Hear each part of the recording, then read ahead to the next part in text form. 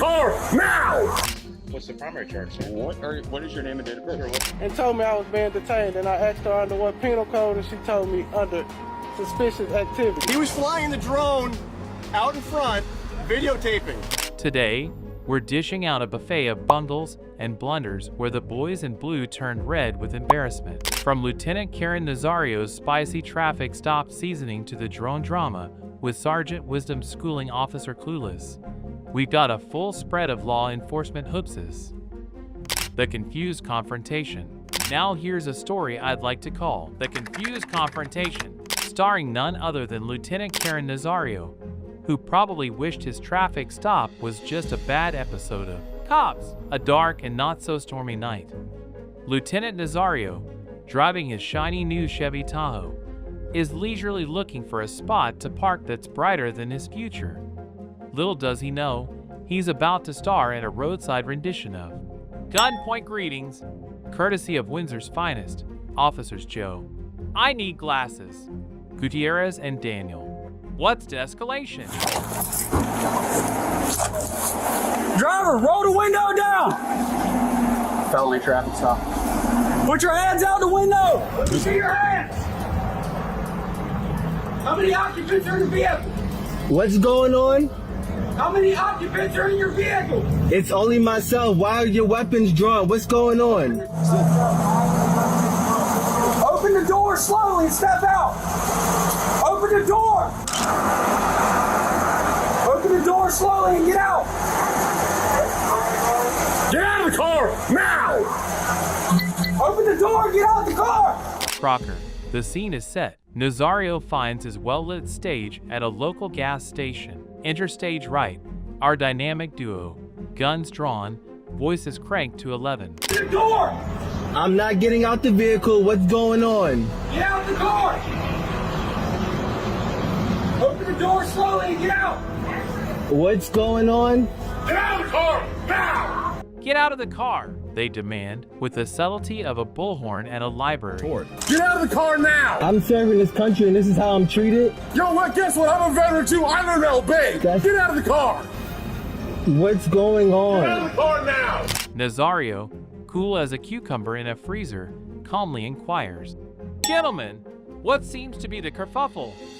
But our boys in blue aren't in the mood for chit-chat. What's going on? What did I do? Get out now. I have not committed any crimes. You're being stopped for a traffic violation. You're not cooperating at this point right now. You're under arrest. For a traffic... You're being detained. Okay? You're being detained for a traffic violation. I do not have to get out the vehicle. You haven't even told me why I'm being stopped. Really? Get your hands... Get out of the car now. Get out of the car. Get your hands off me, please. Get your hands off me. You know what? Get your hands off me. Now, here's where things go from 0 to... Why is my face on fire? In no time, Officer Gutierrez, mistaking his pepper spray for a bottle of Comply or Cry, gives Nazario a zesty facial that no spa would endorse. I didn't do anything. Whoa, hold on. What's going... Hold on. Watch it. Listen, take off your seatbelt and get out of the car. I'm just trying to serve my country, Nazario pleads. Hands are out. Take your seatbelt off and get out of the car. Hands are out. Don't reach in there, Daniel. Don't reach in there. Hands are out, please. Take your seatbelt off. What are you, a specialist, corporal? What are you? I'm a lieutenant. Lieutenant, get out of the car. Take your seatbelt off and get out of the car. Get on the ground. Get on the ground. Get on the ground now. Get on the ground or you're getting sprayed again. Get on the ground. Now looking like he's auditioned for a hot sauce commercial. But wait, there's more. As Nazario finally exits his vehicle, teary-eyed and dazed, Officer Crocker decides it's time for some ground rules. Literally. He's all, get down on the ground, like he's coaching a breakdance battle. Nazario, however, isn't feeling the groove.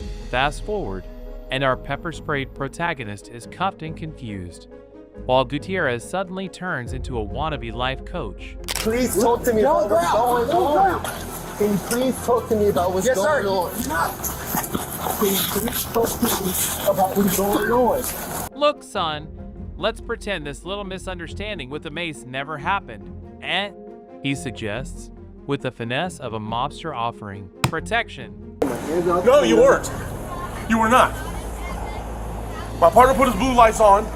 Yes. You didn't stop. I was pulling over to a well-lit area for my safety and yours. I have respect for law enforcement. No, you don't. And so, No, you don't. No. Wrong answer, sir. If you did, we would not be in this situation right now. And you refused. You said, no, I'm not getting out of the car. I was asking what was going on. My hands out the And window. we told you it was a traffic stop, and you refused to comply. But here's the twist. The body cam footage goes viral faster than a cat video with a catchy tune.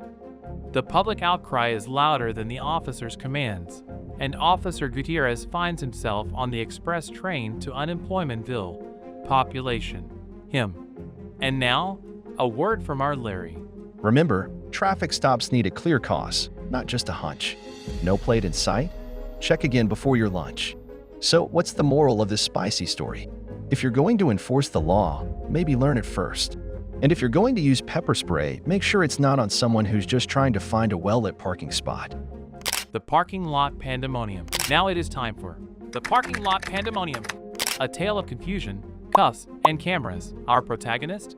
Just a regular Joe with a phone and a penchant for public photography. The setting? The bustling backdrop of a police department parking lot, where the only crime afoot was, well, none, actually. Enter our man with a plan, camera in hand, filming the comings and goings of police cruisers. Because who doesn't love a good episode of Parking Wars? But hold the phone. Literally. Because here come our boys in blue, officers. What are you doing back there? Hey guys. Your phone is perfectly fine. Hey and guys, it's on still. See go that? ahead and call. Step Stop over by, here. We're talking to you. So step over here and tell us what you're doing back here. This is private property, and that's why we're asking you. How can a police department be private Do property? you have an ID with you? How can a police department? You have an ID with you, sir. Ma'am, did you turn my phone off? You got a, That's a violation of my First Amendment. Jump the gun, Johnson and not on my watch. Williams, ready to turn a non-issue into a full-blown episode of Law and Disorder. what's your full name and date of birth? You guys are working on getting a lawsuit. So listen, you're fixing to be arrested for failure to ID if you don't identify yourself. That's a secondary charge. What's the Do primary you understand? charge? What's the Do primary you charge? understand? What's the primary charge, sir? What is your name and date of birth? Sir, what's the primary charge? You are being detained I'm right not now. gonna answer anything. If I'm detained, then I don't have to talk to you. I like my lawyer. Thank you. And if I'm not detained, What is your name and date of birth then? Shut him down with you. Hey, you can't film here. This is private property, claims Officer Johnson, confusing public property with his own backyard. Our cameraman, a stickler for details, retorts, since when did the police department become a secret clubhouse? But before he can say, First Amendment, his phone is snatched, and he's slapped with bracelets, handcuffs, that is.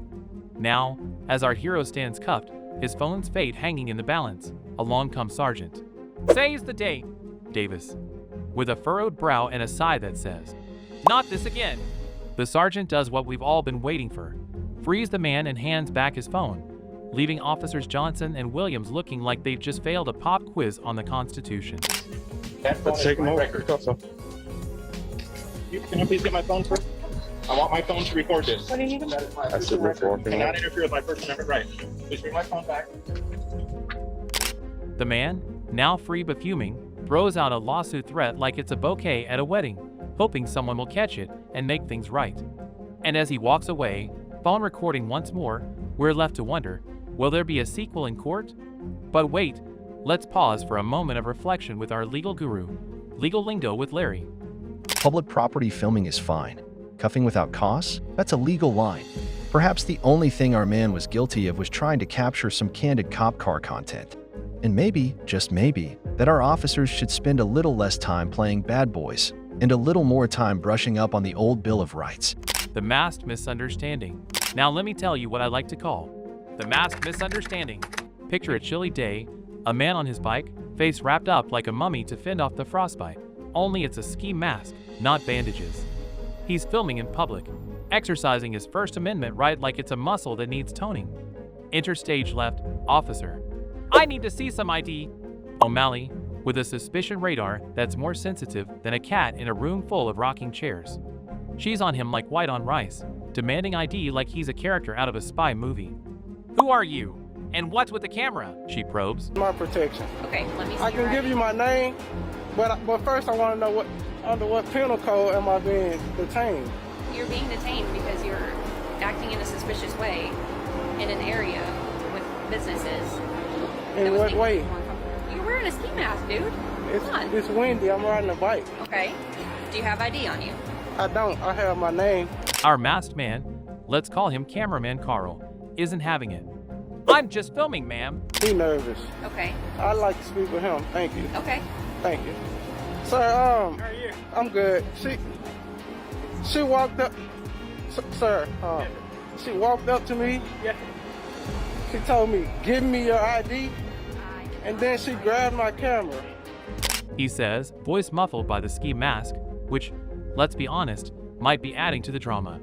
But Officer O'Malley isn't buying what Carl's selling.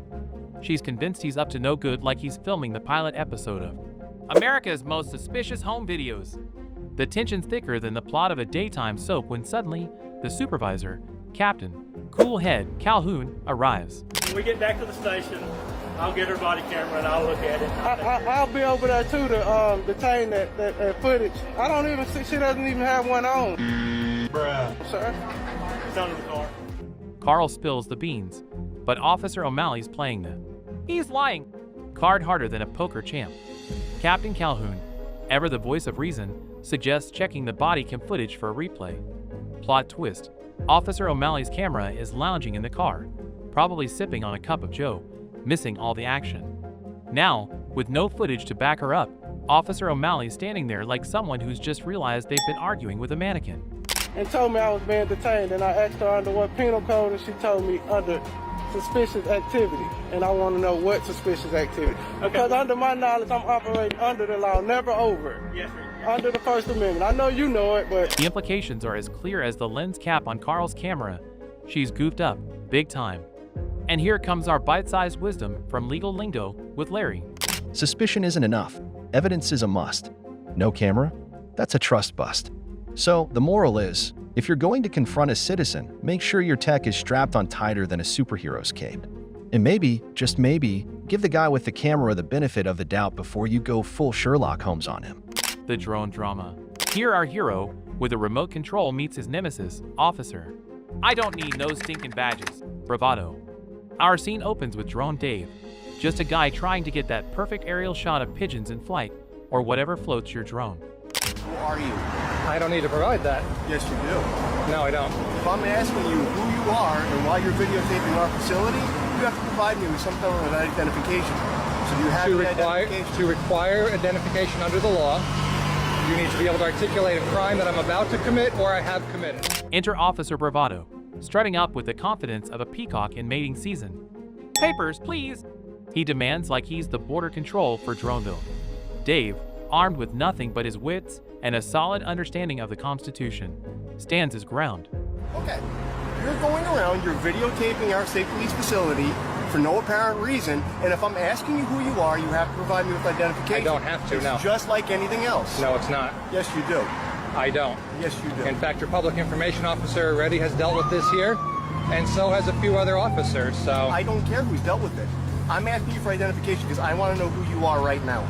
And I want to know what your reasoning is for videotaping our facility. Well, first of all, Supreme Court has covered that filming out in public is perfectly legal. I don't care what the And that is not a suspicion of crime, so therefore you have no suspicion of crime. I'm not your guy, he insists. I'm just here for the bird's eye view. But Officer Bravado isn't having any of it. He's dismissing Supreme Court rulings like they're old emails, claiming dominion over Dave's drone doings. The standoff is tenser than a tightrope walker with vertigo, and it looks like Dave's flying rights might just crash land. Just when all hope seems lost, in swoops Sergeant. Save the day! Sully, with a demeanor cooler than the other side of the pillow. He's got the lowdown on the law and isn't afraid to school Officer Bravado in the fine art of mind your own business. With the grace of a diplomat and the patience of a saint, Sergeant Sully confirms what Dave's been saying all along. You want to get a supervisor or somebody higher up? Sure, here's my sergeant. He's coming out right now. Well, then he'll tell you. Okay, no problem.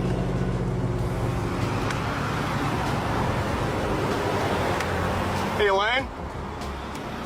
He was flying the drone out in front, videotaping. All I'm doing is asking for a form of identification so we can identify who he is. He's refusing. Go through first sergeant, not a problem. Not a problem. He can videotape as much as he wants. We don't have to get any form of identification. He can videotape, not a problem. All right. The man's just filming, let him be. Officer Bravado's ego deflates faster than a balloon at a porcupine party, and he's got no choice but to back down. In a surprising twist, Sergeant Sully offers an olive branch in the form of an apology, and Dave, ever the gentleman, suggests a little homework for the boys in blue. Maybe a refresher course on the Bill of Rights, perhaps? And here's a quick quip from our buddy Legal Lingo with Larry. Supreme Court says film away. No ID needed if no crime in play. So, if you're going to buzz around with your drone, make sure you know your rights in case you run into a cop who thinks he's the king of the airspace. And for the officers out there, maybe check up on those laws before you try to clip someone's wings.